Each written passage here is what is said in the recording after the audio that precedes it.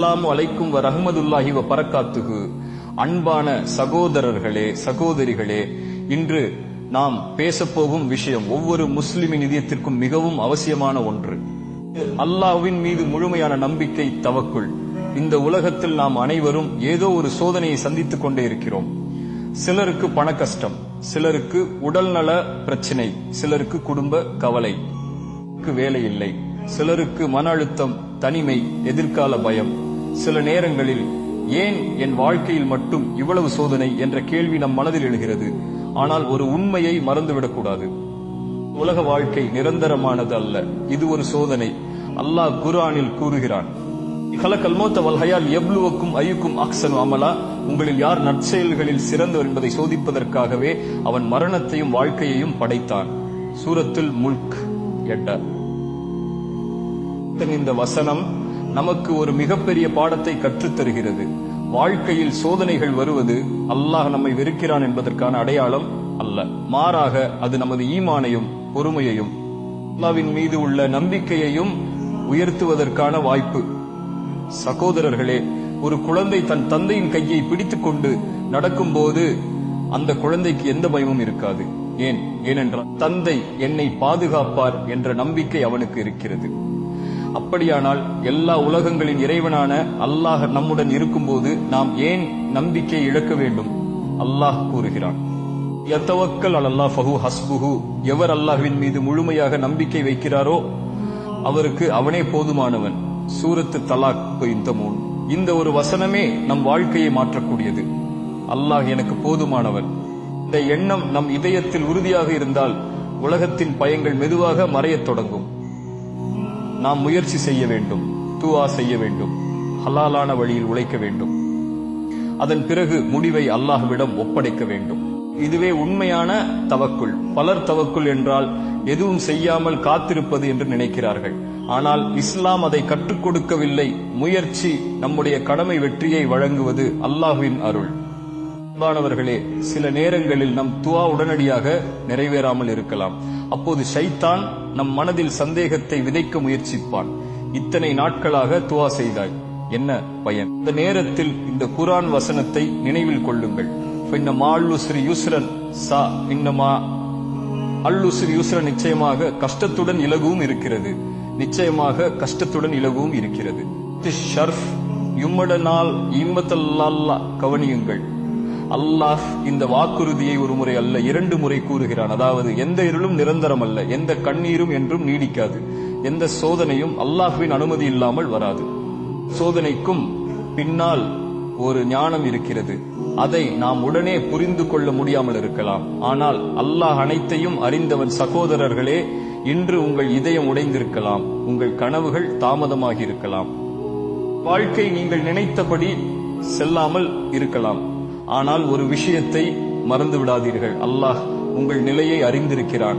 நீங்கள் யாரிடமும் சொல்லாத கண்ணீரையும் அவன் அறிவான்.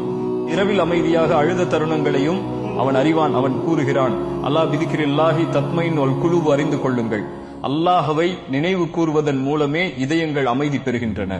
சூரத்து ராத் 9. எனவே நமது இதயத்திற்கு உண்மையான மருந்து குர்ஆன், உண்மையான ஆறுதல் திக்ரு, உண்மையான பாதுகாப்பு அல்லாஹ்வின் மீது நம்பிக்கை. நாம் உலகத்தை அல்ல அல்லாஹ்வை அதிகமாக பற்றிக் கொண்டால் நம் இதயம் மெதுவாக அமைதியை அடையும்.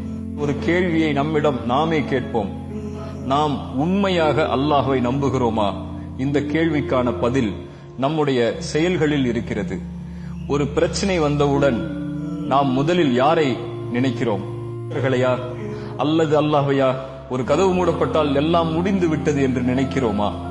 அல்லது அல்லாஹ் இன்னும் சிறந்த கதவை திறப்பான் என்று நம்புகிறோமா? அல்லாஹ் குர்ஆனில் கூறுகிறான், வாசான் தக்ரவா ஷையன் வஹு கைருல்லக்கும் வாசான் துஹிப்புவா ஷையன் வஹுவ ஷருல்லக்கும் வல்லாஹு யஅலமு வ அன்தும் லா தஅலமூன். நீங்கள் ஒரு விஷயத்தை வெறுக்கலாம், அது உங்களுக்கு நன்மையாக இருக்கலாம். நீங்கள் ஒரு விஷயத்தை விரும்பலாம், ஆனால் அது உங்களுக்கு தீமையாக இருக்கலாம். அல்லாஹ் அறிவான், நீங்கள் அறிய மாட்டீர்கள். சூரத்துல் பகரா. இந்த வசனம் நமது வாழ்க்கையை மாற்றும் ஒரு உண்மை. சில நேரங்களில் நாம் இழந்தது நமக்கு நல்லதல்ல, நாம் பெறாதது நமக்கு பாதுகாப்பாக இருக்கலாம், நமக்கு தாமதமானது சரியான நேரத்திற்காக அல்லாஹ் வைத்திருக்கலாம். அன்பானவர்களே, நபி யூனுஸ் அலைஹிஸ்ஸலாம் அவர்களை நினைத்து பாருங்கள். மீனின் வயிற்றின் இருள், கடலின் இருள் மனிதர்களால் காப்பாற்ற முடியாத நிலை. ஆனால் அவர் யாரை அழைத்தார்? அல்லாஹ்வை மட்டுமே. அவர் செய்த துஆ, இல்லா அந்த சுப்ஹானக இன்னி குன்து மின் அஸ்ஸலிமீன, உன்னை தவிர வணக்கத்திற்குரியவன் யாரும் இல்லை, நீ தூய்மையானவன், நிச்சயமாக நான் தவறு செய்தவர்களில் ஒருவனாக இருந்தேன். சூரத்துல் அன்பியா. நேத்து அல்லாஹ் அவரது துஆவை ஏற்றுக்கொண்டான், அவரை மீட்டான். இதிலிருந்து நாம் கற்றுக்கொள்ள வேண்டியது என்ன?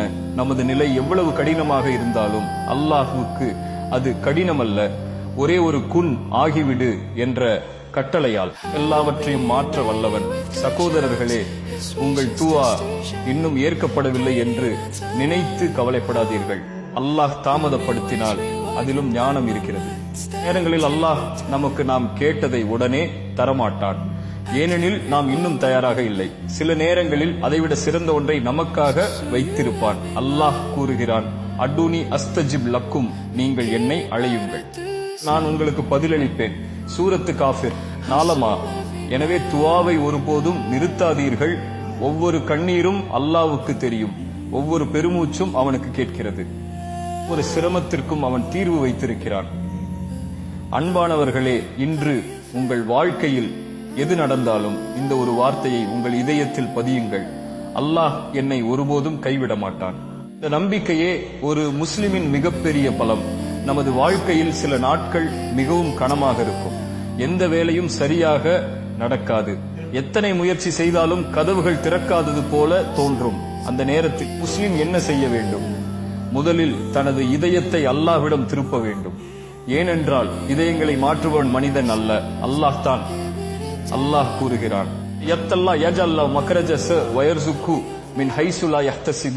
எவர் அல்லாஹ்வை அஞ்சுகிறாரோ அவருக்கு அல்லாஹ் ஒரு வெளியேறும் வழியை ஏற்படுத்துவான். மேலும் எண்ணாத இடத்திலிருந்து அவருக்கு வாழ்வாதாரத்தை வழங்குவான். சூரத்து தலாக். அல்லாஹ் அண்டா ரெண்ட மண். இந்த வசனம் நமக்கு ஒரு பெரிய நம்பிக்கையை அளிக்கிறது. நாம் பார்க்க முடியாத வழிகளையும் அல்லாஹ் பார்க்கிறான். நாம் நினைக்காத கதவுகளையும் அவன் திறக்க முடியும். அன்பானவர்களே, சில நேரங்களில் ஏன் என் துஆ இன்னும் நிறைவேறவில்லை என்று நாம் கேட்கிறோம். ஆனால் அல்லாஹ் நமக்காக சரியான நேரத்தை தேர்ந்தெடுக்கிறான். விதை மண்ணில் விதைக்கப்பட்டவுடன் மரமாக மாறாது, அதற்கு நேரம் தேவை. அதேபோல் நமது துஆக்களுக்கும் அல்லாஹ் நிர்ணயித்த நேரம் இருக்கலாம். அந்த நேரம் வரும் வரை பொறுமையுடன் அல்லாஹ்வை நம்ப வேண்டும். அல்லாஹ் கூறுகிறான், மா சாபிரீன, நிச்சயமாக அல்லாஹ் பொறுமையாளர்களுடன் இருக்கிறான். சூரத்துல் பகரா 33. இதில் கவனிக்க வேண்டிய விஷயம் என்னவென்றால், அல்லாஹ் பொறுமையாளர்களுக்கு பரிசு உண்டு என்று மட்டும் கூறவில்லை, அல்லாஹ் அவர்களுடன் இருக்கிறான் என்று கூறுகிறான். இதுவே ஒரு முஃமினுக்கு மிகப்பெரிய ஆறுதல். அன்பானவர்களே, நபி இப்ராஹிம் அலைஹிஸ்ஸலாம் அவர்களின் வாழ்க்கையை நினைத்து பாருங்கள். அவரை நெருப்பில் வீசினார்கள். அவர்களின் பார்வையில் அது முடிவு. ஆனால் அல்லாஹ்வின் பார்வையில் அது ஒரு புதிய ஆரம்பம். அல்லாஹ் கட்டளையிட்டான், யா நாரு கூனி பர்த வசலாமன் அலா இப்ராஹிம், நெருப்பே இப்ராஹிமுக்கு குளிர்ச்சியாகவும் பாதுகாப்பாகவும் இரு. சூரத்துல் அன்பியா அரியக அவுனமு, நெருப்பை குளிர்ச்சியாக மாற்றி அல்லாஹ் உங்கள் வாழ்க்கையையும் மாற்ற வல்லவன். உங்கள் கண்ணீரை புன்னகையாக மாற்ற வல்லவன். உங்கள் சோதனையை வெற்றியாக மாற்ற வல்லவன். ஆனால் ஒருபோதும் நம்பிக்கையை இழக்காதீர்கள். சில நேரங்களில் அல்லாஹ் நம்மை தாமதப்படுத்துவது நம்மை மறந்து விட்டதால் அல்ல, நம்மை உயர்ந்த இடத்திற்கு கொண்டு செல்ல தயார்படுத்துவதற்காக. அல்லாஹ் கூறுகிறான், யுகல்லிஃபுல்லாஹ் நஃப்ஸ இல்லா உஸ்ஸஹா, அல்லாஹ் எந்த ஆத்மாவிற்கும் அதன் சக்திக்கு மேல் சுமையை அளிப்பதில்லை. சூரத்துல் பகரா. ரீன்வர் ஏனோடுமையோடு இந்த வசனத்தை தினமும் நினைவில் கொள்ளுங்கள். நீங்கள் சுமந்து கொண்டிருக்கும் சோதனை, அதை சுமக்கும் வலிமையும் அல்லாஹ் உங்களுக்கு வழங்கியிருக்கிறான்.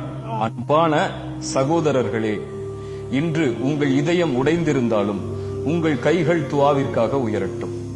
நாவு திக்ரில் ஈடுபடட்டும். உங்கள் கண்கள் குர்ஆனை வாசிக்கட்டும்.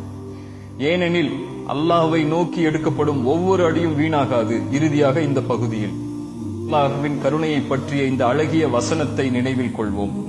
குல் யா இபாதி அல்லதீன அஸ்ரஃபுவா அலா அன்ஃபுஸிஹிம் லா தக்னத்துவா மின் ரஹமத்தில்லாஹ் இன்னல்லாஹ் யக்ஃபிரு துனூப ஜமியன். என் அடியார்களே, எதிராக நீங்கள் வரம்பு மீறி இருந்தாலும் அல்லாஹ்வின் கருணையை பற்றி நம்பிக்கை இழக்காதீர்கள். நிச்சயமாக அல்லாஹ் எல்லா பாவங்களையும் மன்னிப்பான். சூரத்து சுமர் 9. இந்த வசனம் ஒவ்வொரு முஸ்லிமின் இதயத்திலும் நம்பிக்கையை விதைக்கிறது. எவ்வளவு பெரிய சோதனை வந்தாலும், எவ்வளவு பெரிய தவறு செய்திருந்தாலும், அல்லாஹ்வின் கதவு இன்னும் திறந்தே இருக்கிறது.